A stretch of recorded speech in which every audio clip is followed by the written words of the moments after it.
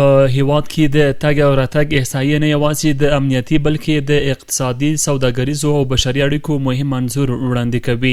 تازه شمیرو ښودلي چې افغانستان لا هم د سیمې او نړۍ له بېلابېلو هیوادونو سره د تګ راتګ مرکز پاتې دی.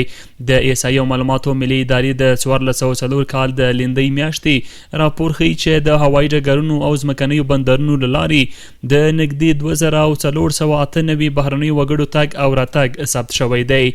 د یادې ادارې ویان محمد حلیم رافع وایي په دې موده کې د 43 ښځینو په ګډون 1420 بهرني وګړي هیواد ته داخل شوي او د 26 ښځینو په ګډون 1128 نور له هیواده وتلي دي. د احصایې او معلومات ملي ادارې د 1404 کال په لیندۍ میاشت کې د هوایي ډګرونو او ځمکنیو بندرونو له لارې هیواد ته د 2408 بهرنیو وګړو تګ راتګ ثبت کړی دی. ثبت شوي ارقام ښیي چې په یاده موده کې د 43 ښځینو په ګډون 1320 بهرني وګړي هیواد ته راغلي او د 26 ښځینو په ګډون 1128 نور له هیواده وتلي دي. د ښاغلي رافع په وینا تر ټولو ډیر بهرني وګړي د نیمروز بندر له لارې هیواد ته راغلي چې شمیر یې 919 کسانو ته رسیږي.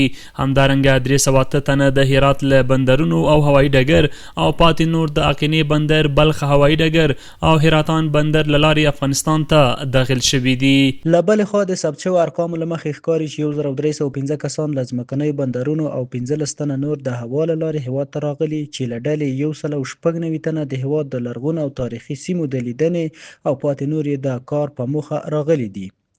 د دې ادارې د ثبت شویو ارقامو پر بنسټ تر ټولو ډیر 919 بهرني وګړي د نیمروز له بندر او ورپسې 308 تنه د هرات له بندرونو او هوایي ډګرونو او پاتې نور د فاریاب اقینې بندر، د بلخ هوایي ډګر او حیرتان بندر له لارې هیواد ته راغلي. کارپوهان وایي د بهرنیو وګړو منظم تګ او راتګ د هیواد پر اقتصاد، سوداګرۍ، ترانزیت، پانګونې او کاري فرصتونو مثبت اغیز لري او د نړیوالو اړیکو د پراختیا لپاره مهم بلل کیږي.